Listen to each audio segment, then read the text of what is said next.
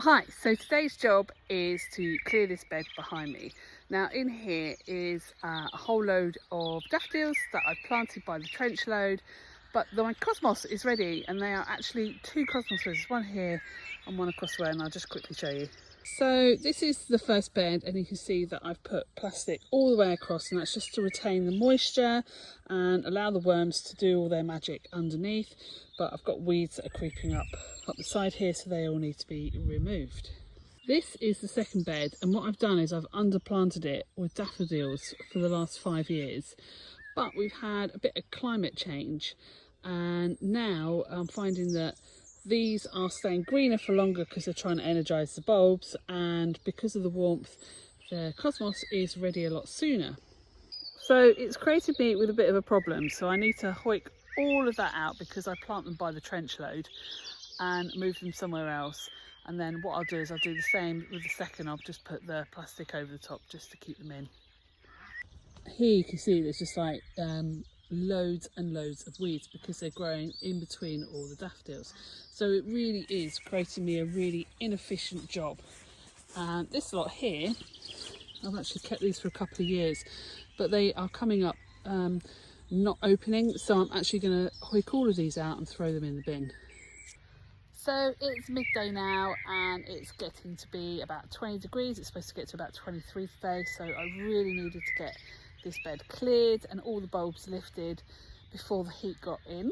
And the other bed's been done as well over there, so the two beds have been completely cleared, and I'm now going to set these up ready for Cosmos. Okay, so it's a new day and it's just as bloody hot. It's 23 already, and I've prepped the beds up, and you can see behind me I've got the hooping, and I've done that at 1 metre points across, and I've got 5 metres here, and I've got my netting there, and you can probably just see there there's a dead dog because it's so hot. So here's a close-up of the bed. So it's 5 metres, and then I've just separated them up into metre squares with a hoop. And what I do is in each metre square I will plant 5 cosmos in there with 1 in the centre, so 4 in the corners and 1 in the centre, and the netting's there to help it support the plant. So when you have got lots of plants, that's 25 plants here, when you get the wind really pushes all the plants over. It's like a hedging of cosmos, and they have quite strong stems, and you can get wind rock, so just to have that netting in helps with the wind rock. So we're in my polytunnel now where I've got my cosmos growing on. Can you see all these beautiful stalks behind me? The scent in here is incredible. It's just wonderful. So the reason why we pinch out cosmos is because we want it to branch and produce a lot more flowers. So here's the plant.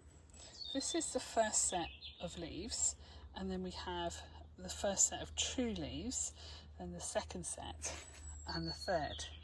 So I always cut and pinch from the third set, because wherever you pinch, that is where you're going to get branching happening from. Otherwise you're going to continue getting this apical dominance and just keep going up and up and up, and you'll end up with a skinny flower.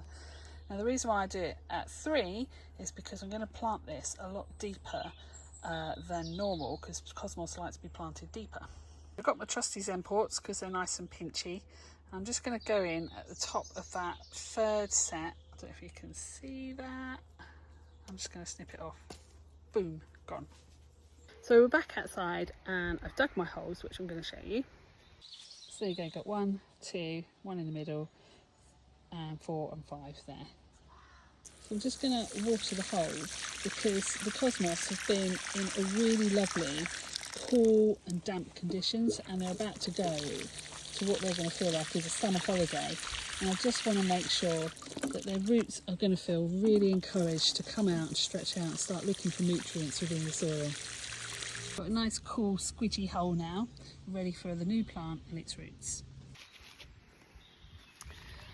So we've got the plant, and here's the first set of leaves. So this is where I'm going to be planting up to, so it's being planted a lot deeper than just being plonked in like that, because you're going to get that wind rock and it's going to knock your plants over. So go a lot deeper. So I need to make that hole just a touch deeper. Obviously I knocked some soil down there when I was watering, so you go all the way up to that first set of leaves, so it's really nice and well planted, and also it's got all that moisture that's down there, that cool moisture that's going to help it grow, and then just backfill in. And that's my first cosmos in. So we've got 50 now in this bed. I've got to do the other bed with 50, but it's far too hot to do any more work, so I'll do those this evening.